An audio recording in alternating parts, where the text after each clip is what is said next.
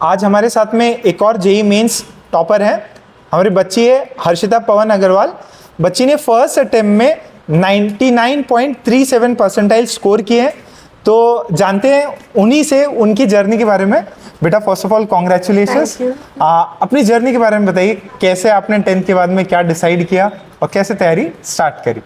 वैसे तो मुझे आर्किटेक्ट करना था, लेकिन जैसे कि हमारी पूरी फैमिली में सब इंजीनियर्स है, तो मेरे घर वालों ने भी बोला कि इंजीनियरिंग कर ले, उसमें कुछ नहीं तो एट द एंड अपन कोई ना कोई कॉलेज लेके अच्छा कर ही लेते हैं, पर आर्किटेक्ट में इंडिया में स्कोप भी नहीं है।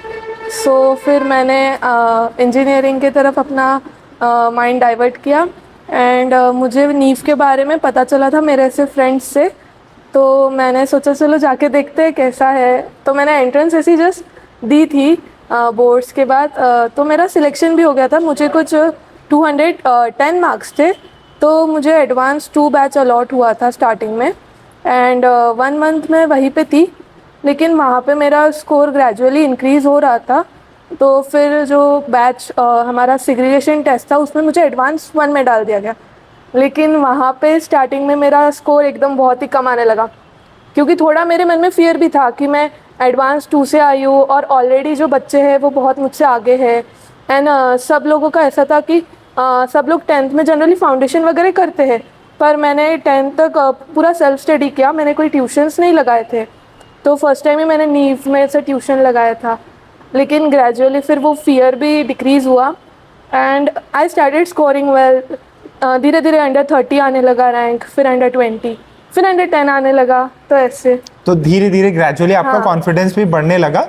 सो देखिए बच्चों, सभी के लिए जो भी सुन रहे हैं इसको, बेटा स्टार्टिंग सबकी अलग अलग हो सकती, बट मेन गोल है कि आपको अपना जो भी पढ़ाया जा रहा है कंटेंट है उस पर काम करना है, उसको अच्छे से समझना है, प्रैक्टिस करनी है। आप भले आज किसी और रैंक में किसी और बैच में हैं, but over the period of time gradually ये इंक्रीज होता है एक अच्छे स्कोर की तरफ।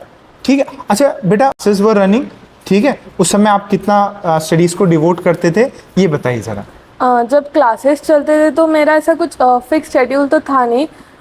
मुझे ऐसा होता था कि जो उस दिन सिखाया है वो उसी दिन करना है एंड फिर भी पूरे साल जैसे बहुत ज़्यादा क्वेश्चन पे तो मैंने इतना क्वेश्चन सॉल्विंग कम किया होगा, लेकिन मैं एक्यूरेसी सबसे ज़्यादा मेंटेन रखती थी।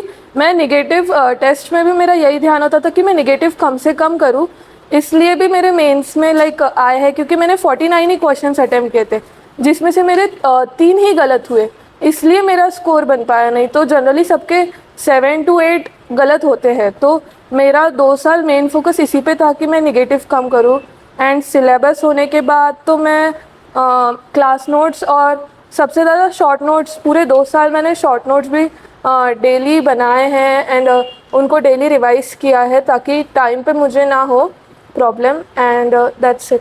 ओके, एंड सिलेबस कंप्लीट होने के बाद में आप क्या चीज़ सॉल्व करते थे ज़्यादा? PYQs पे फोकस रहा। तो देखिए PYQs में जब सिलेबस कंप्लीट हो जाए तो जो भी थ्योरी है उसके शॉर्ट नोट्स एंड PYQ पे एक्स्ट्रा फोकस रख के आप अपना स्कोर बढ़ा सकते हैं। अच्छा, आपने सारे टेस्ट दिए थे?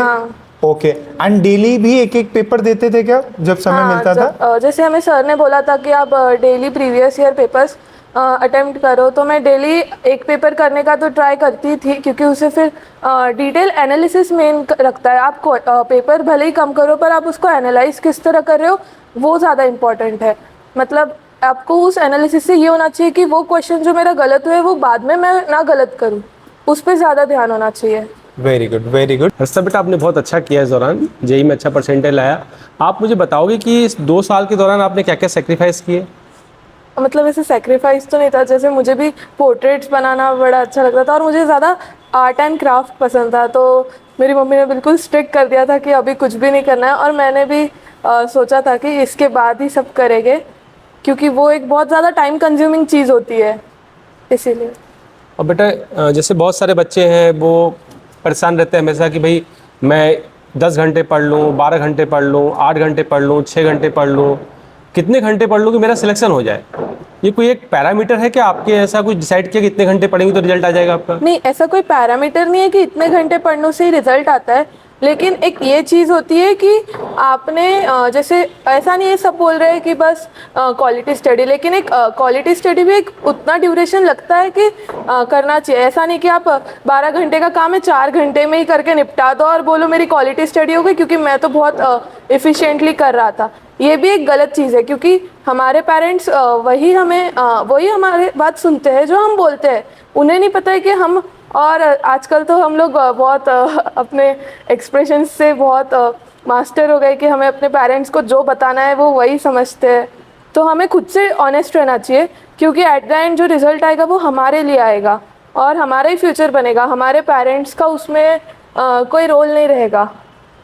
कई बहुत सारे बच्चे क्या होते हैं कि वो मैं आज मेरा जैसे पेरेंट ने पूछा बेटा मेरा सब कंप्लीट है, मेरा काम हो गया, मैंने सब कर रखा है। 12 बच्चे पेरेंट्स को बोलते हैं मेरा सब कंप्लीट हो गया, मैंने कर रखा, आप टेंशन मत लो।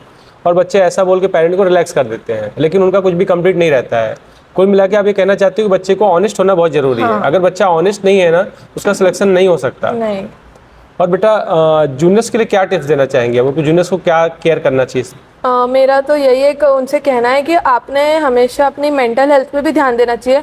ऐसा नहीं है कि आप डिप्रेस हो रहे हो या आप बस कंटिन्यू पढ़ाई कर रहे हो, तो आपने अपना थोड़ा टाइम अपने फैमिली के साथ स्पेंड करना चाहिए। जब भी आपको लो फील हो अपने पेरेंट्स से डिस्कस करना चाहिए क्योंकि वो हमें जो बेस्ट सॉल्यूशन देते हैं वो और कोई नहीं दे सकता। या आपने जैसे मैं तो अगर कभी लो फील होता तो मैं VSM KGP सर के पास कभी भी चली जाती थी। वो मुझे एक बेस्ट एडवाइस देते थे एंड फिर वो अपने ट्रैक से हमें भटकाते भी नहीं थे ना। अपन ऐसा नहीं है कि जैसे कुछ बच्चे होते हैं कि अपने सीनियर्स से बात कर लो, सबका शेड्यूल अलग होता है, हर बच्चा अलग होता है, तो आपको खुद ही समझ आता है कि आपको क्या करना चाहिए। कोई आपको नहीं बता सकता कि आपने ये करना चाहिए।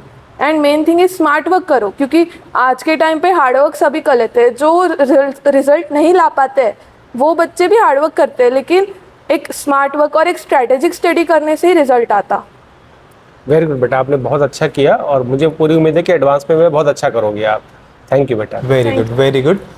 सो बच्चों ये भी इम्पोर्टेंट पॉइंट जो हर्षिता ने बताया है कि आप जितने क्वेश्चंस करें एक तो सही करिए, एक्यूरेसी मैक्सिमम रखिए।